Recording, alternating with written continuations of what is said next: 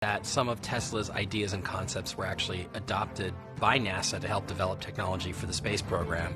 The Opportunity rover, which is still going 12 years later, which was supposed to last only really a few months, and you got to ask yourself, how is it generating power after all this time? Is it pulling electricity from the atmosphere itself?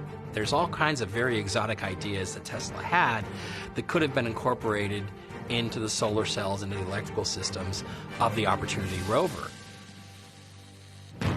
Supporting the theory that the government and NASA have spent decades conspiring to develop extraterrestrial technology are the testimonies of prominent military officials and aerospace engineers who shared their personal knowledge of UFOs and alien capabilities as they neared the end of their lives.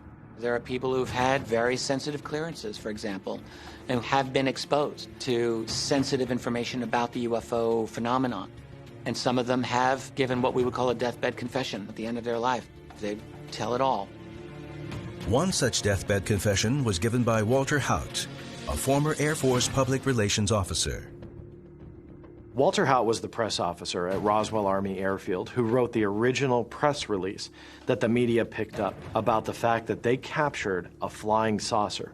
Seen here for the first time on national television is Walter Haut's video, recorded by the Disclosure Project, a UFO research group, as he speaks about the 1947 Roswell press release.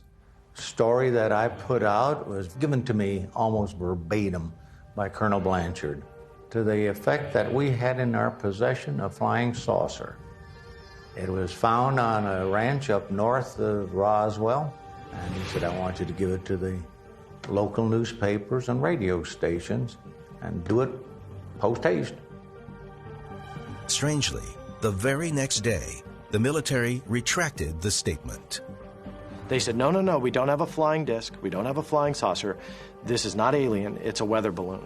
And Walter Haut, on his deathbed confession, said that he did not believe that that press release was legitimate. He believed that the original intention was to essentially cover up a second crash approximately 30 miles away.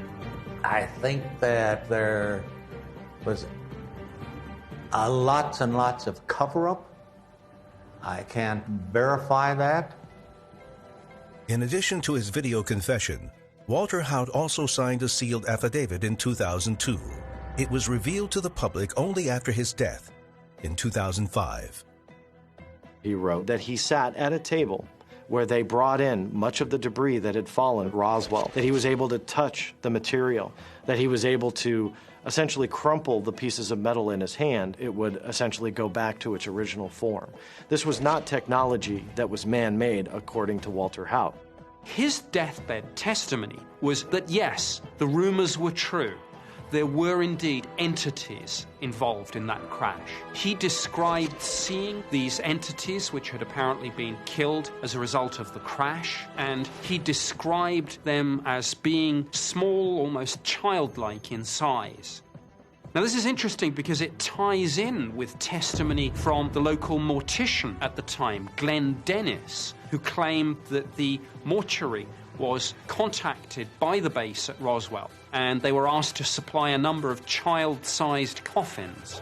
It was indeed, as people had claimed all along, the crash of an extraterrestrial spacecraft. Deathbed testimony from high-ranking military personnel like Walter Haut continued to fuel conspiracy theories and raise questions about the existence of UFOs. And the list of those coming forward with still more stunning claims about UFOs and extraterrestrial contact continues to grow.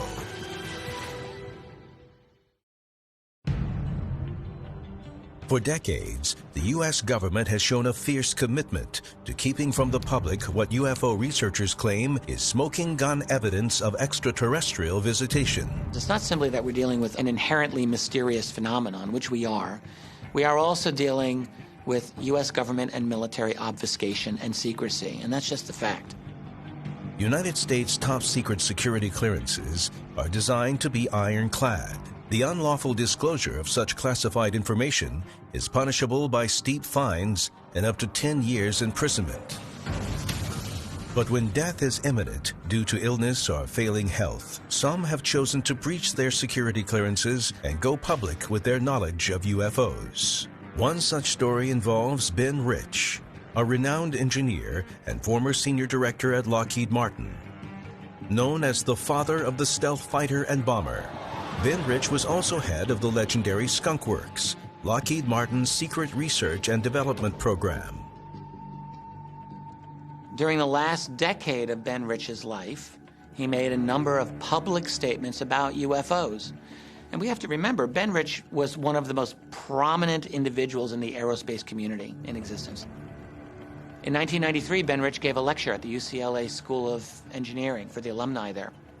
It was a basic history of the stealth fighter and so forth, and then he ended it with this statement: "We now have the technology to take ET home." There are a number of people who've said Ben Rich knew much more about UFOs and aliens than he ever let on. He also once apparently said, "We have the technology to travel to the stars." Ben Rich was also reported to have said, "There are UFOs that we make, and there are UFOs that they make." Rich apparently used the phrase hand-me-downs, talking about things like stealth and drones as being hand-me-downs, presumably from extraterrestrial craft. Was Ben Rich claiming that our most advanced aerospace and military technologies, many he himself helped develop, were originally engineered by extraterrestrials? His work also has played into the space shuttle program, the drone program, unmanned aerial vehicles. There's a real track record here of somebody who has been involved with almost every highly advanced aerospace and space program we've had. Adding to the list of high-profile confessions is Lieutenant Colonel Philip Corso, who was once a part of the U.S. national security state. A decorated veteran who served in the Eisenhower White House, Corso's eyewitness accounts shocked the UFO research community. I would hazard to guess that Philip J. Corso is probably the single most controversial UFO witness/whistleblower that we've had. This is a man who had a legitimate, genuine military career, and a good one. He was a colonel. Toward the end of his life, in 1997, he published a book called The Day After Roswell. In the book, and in a video recorded by the Disclosure Project, Corso speaks about an extraordinary event he experienced in 1947 while working as the on-duty officer at Fort Riley, Kansas, where he claims to have seen a lifeless alien body just a few days after the reported Roswell UFO crash. There were 5 trucks coming through here from an airfield in New Mexico, and they're heading for Wright-Patterson Air Force. They told me to be careful to watch this area because you have a sense of something sensitive here. He said, "You want to see it, sir?" I told him, "Yeah, let's go look." First, I thought it was a child because it was small. Then I looked at its head and all, right away, and this was only happened in a matter of seconds. Then I put the end back down, and the head was different, the arms were spindly, the body it was gray. So right at that moment, I figured, I don't know what this thing is. In 1961, Corso became chief of the Pentagon's Foreign Technology Desk in Army Research and Development.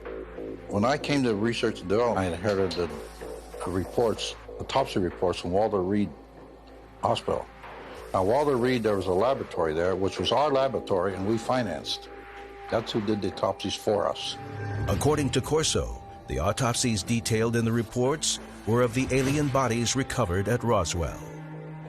When I saw the body, there was nothing else to go on. Later on, though, I got the autopsy reports that experts had done, our own experts, and they cut it open, all the brain and all, and the brain was different, and most of the body was different, but no nose, no mouth, no ears, no vocal cords, no digestive system, no sex organs.